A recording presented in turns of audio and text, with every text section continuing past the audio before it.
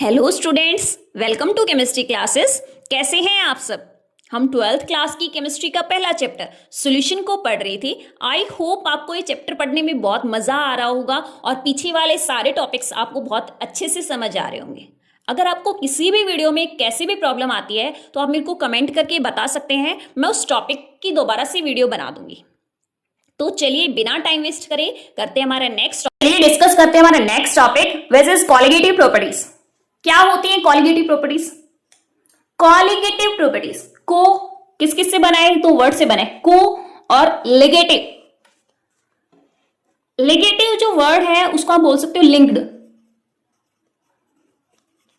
को that means the properties which are co linked with each other. ठीक है, वो प्रॉपर्टीज जो एक दूसरे से लिंक है। ठीक है, those properties which are linked with each other, ठीक है, नॉन एज कॉलिगेटिव प्रॉपर्टीज। वो प्रॉपर्टी जो एक दूसरे से लिंक है। तो एक दूसरे से लिंक है दैट मीन्स एक प्रॉपर्टी की वैल्यू अगर आपको पता चल गई तो आप बाकी की प्रॉपर्टीज उससे निकाल सकते हैं। तो कुछ ना कुछ तो उसमें कॉमन होगा जिससे आप उसकी वैल्यू निकाल सकते हैं। तो आप जानेंगे उनमें क्या कॉमन है। तो dilute solution containing non volatile solute. Dilute solution colligative properties किनमें ऑब्जर्व की जाती है? डाइल्यूट सॉल्यूशंस में। ओके, फर्स्ट ऑफ ऑल क्या होना चाहिए? Solution should be dilute containing non volatile solid solute. Solute solution dilute solution है। सॉल्यूशन किससे बनता है? सोल्यूट से बनता है और सॉल्वेंट से बनता है। Solute should be non volatile and solvent should be volatile. समझ गए? सोल्यूट तो आपको नॉन वॉलेटाइल लेना है और सॉल्वेंट क्या होना चाहिए? वॉलेटाइल होना चाहिए। Show some specific properties. अगर आप डाइल्यूट सॉल्यूशन लेंगे और उसमें नॉन वॉलेटाइल सोल्यूट लो और वॉलेटाइल सॉल्वेंट लो तो क्या होगा? Show some specific properties which depend upon relative number of solute particles are called colligative property. तो वो स्पेसिफिक प्रॉपर्टीज शो करेंगे जो सिर्फ डिपेंड करेगी नंबर ऑफ सोल्यूट पार्टिकल्स पे। तो कोलिंक्ड प्रॉपर्टीज किस तरीके से लिंक है? वो प्रॉपर्टीज डिपेंड करेंगे सिर्फ नंबर ऑफ सोल्यूट पार्टिकल्स पे।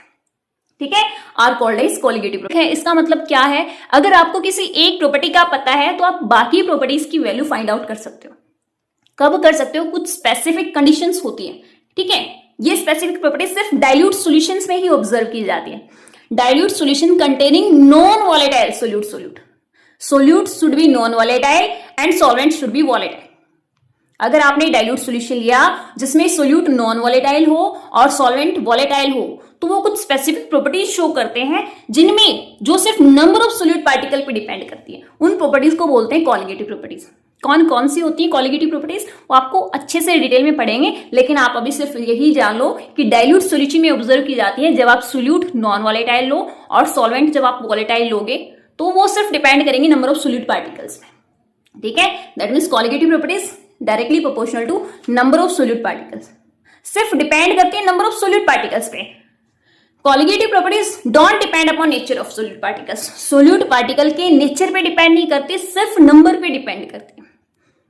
You can say that colligative properties are those properties which depends only number of solute particles, independent upon nature of solute particles. Now comes to types of colligative properties. There are two types of colligative properties. First is normal, theoretical or calculated colligative properties. Second is abnormal, experimental or observed colligative properties. ठीक है? Normal, theoretical और calculated colligative properties. Second is abnormal, experimental और observed colligative properties. ठीक है, normal है, इनमें क्या है? सेकंड क्या है? एबनॉर्मल है। नॉर्मल कब बोलोगे और एबनॉर्मल कब बोलोगे? व्हेन सोल्यूट नॉट एसोसिएट और डिसोसिएट। इनको हम डिटेल में जानेंगे अभी, लेकिन आप अभी सिर्फ इनके नाम देखो कौन कौन सी है। नॉर्मल कॉलिगेटिव प्रॉपर्टीज और एबनॉर्मल कॉलिगेटिव प्रॉपर्टीज। इनको हम थ्योरेटिकली पढ़ते हैं और इनको लैब्स में एक्सपेरिमेंटली ऑब्जर्व किया जाता है। एक्सपेरिमेंट से इनको ऑब्जर्व किया जाता है। ठीक है, एबनॉर्मल कॉलिगेटिव प्रॉपर्टी को नॉर्मल कॉलिगेटिव प्रॉपर्टी से रिलेट करके पढ़ा जाता है। ठीक है, तो नॉर्मल कॉलिगेटिव किसी कॉलिगेटिव प्रॉपर्टी को नॉर्मल कब बोलोगे? जब सोल्यूट पार्टिकल्स में कोई भी एसोसिएशन या डिसोसिएशन नहीं होती। ठीक है, तो वो जो प्रॉपर्टीज आएंगी उनको बोलते हैं नॉर्मल कॉलिगेटिव प्रॉपर्टीज। लेकिन अगर सोल्यूट पार्टिकल्स आपस में एसोसिएट हो जाए या फिर डिसोसिएट हो जाए तो वो क्या करेंगे? एबनॉर्मल कॉलिगेटिव प्रॉपर्टीज शो करेंगे। एबनॉर्मल मतलब उनकी प्रॉपर्टीज या तो ज्यादा आती है या फिर उनकी प्रॉपर्टीज की वैल्यू कम आती है। ठीक है, नॉर्मल कॉलिगेटिव प्रॉपर्टी से उनकी वैल्यू या तो ज्यादा आएगी या फिर उनकी वैल्यू कम आएगी, तभी तो बोल रहे हैं एबनॉर्मल।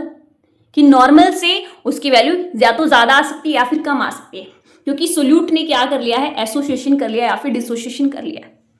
फॉर एग्जाम्पल सेकेंड क्या है, मैंने बेंजीन के अंदर एसिटिक एसिड को मिक्स किया।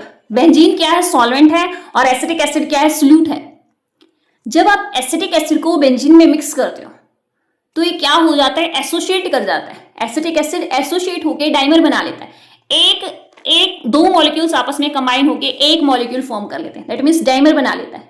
ठीक है, तो यहाँ पे 2 मोल लिए थे तो इसका 1 मोल बना है। हम यहाँ पे 1 मोल को चेक करेंगे, 1 मोल, क्योंकि हमने पीछे भी 1 मोल देखा था, तो यहाँ भी हम 1 मोल लेंगे तो इसका हाफ मोल बनेगा, तो नंबर ऑफ मोल्स डिक्रीज हो गए ना। जब that means number of solute particles decrease, तो कॉलिगेटिव प्रॉपर्टी की वैल्यू यहां से कम आती है। दैट मीन्स डिसोसिएशन से और एसोसिएशन से दोनों से ही एबनॉर्मल कॉलिगेटिव प्रॉपर्टीज आती हैं। ठीक है, अगर डिसोसिएशन ना हो और एसोसिएशन ना हो तो उसको बोलते हैं नॉर्मल कॉलिगेटिव प्रॉपर्टीज। अगर एसोसिएशन या डिसोसिएशन हो जाए सोल्यूट पार्टिकल्स का तो उन्हें बोलते हैं abnormal colligative properties. When solute not dissociate और associate in solution, जब सोल्यूट पार्टिकल्स ना तो डिसोशिएट करें और ना एसोसिएट करें तो हमने क्या बोला था, उनको नॉर्मल कॉलिगेटिव प्रॉपर्टीज बोला था। तो कॉलिगेटिव प्रॉपर्टीज कौन सी है, नॉर्मल कॉलिगेटिव प्रॉपर्टी। जब सोल्यूट ना तो डिसोशिएट करे और ना ही एसोसिएट करे तो प्रॉपर्टीज कौन सी होंगी, नॉर्मल कॉलिगेटिव प्रॉपर्टीज। एग्जाम्पल बताओ मैम, क्या एग्जाम्पल है।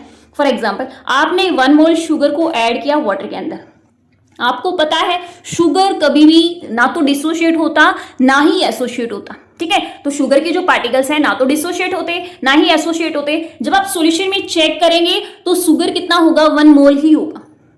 ठीक है, तो इसके पार्टिकल्स ना तो डिसोशिएट हुए ना ही एसोसिएट हुए। That means number of moles of solute particle is same. ठीक है, जितना आपने सोल्यूट यहां लिया था उतना ही आपको सॉल्यूशन में मिलेगा। Number of moles of solute is same in solution. That means these are normal colligative properties। ये कौन सी colligative property शो करेगा, normal colligative property शो करेगा, क्योंकि यहाँ सोल्यूट ना तो डिसोशिएट हुआ ना ही एसोसिएट हुआ। प्रॉब्लम तो तब है ना जब यहाँ सोल्यूट डिसोशिएट हो या फिर एसोसिएट होगा। ठीक है, तो उसकी वैल्यू या तो ज्यादा आ सकती है या फिर उसकी वैल्यू कम आ सकती है। When solute, सेकेंड कंडीशन क्या है, when solute is dissociate or associate in solution known as abnormal experiment observed colligative properties। जब सोल्यूट डिसोशिएट हो जाए या फिर एसोसिएट हो जाए तो उनको बोलते हैं एबनॉर्मल कॉलिगेटिव प्रॉपर्टीज। डिसोशिएट कब होता है भाई, हम कोई भी इलेक्ट्रोलाइट ले लें, जो नॉन इलेक्ट्रोलाइट्स होते हैं आप ऐसे याद रख सकते हो, नॉन इलेक्ट्रोलाइट्स कौन सी प्रॉपर्टी शो करते हैं, नॉर्मल कॉलिगेटिव प्रॉपर्टीज। और जो इलेक्ट्रोलाइट्स होते हैं वो कौन सी प्रॉपर्टी शो करते हैं, इलेक्ट्रोलाइट्स में क्या क्या आते हैं, एसिड, बेस, सॉल्ट्स। ठीक है, वो सब क्या करते हैं, एबनॉर्मल कॉलिगेटिव प्रॉपर्टी शो करते हैं। जब आपने वाटर के अंदर NaCl सॉल्ट सोल्यूट है, जब आपने 1 मोल सोल्यूट ऐड किया है NaCl का, जब आप वाटर के अंदर इसको डालते हो आपको पता है डिसोशिएट हो जाता है अपने आयंस में, तो NaCl डिसोशिएट होगा Na positive plus Cl negative. आपने यहाँ पे 1 मोल लिया था लेकिन उसके आयंस कितने मोल बने, 2 मोल्स बने, तो यहाँ पे नंबर ऑफ मोल्स बढ़ गए ना सोल्यूशन में। ठीक है, तो नंबर ऑफ मोल्स बढ़ गए तो कॉलिगेटिव प्रॉपर्टी की वैल्यू भी बढ़ जाती है।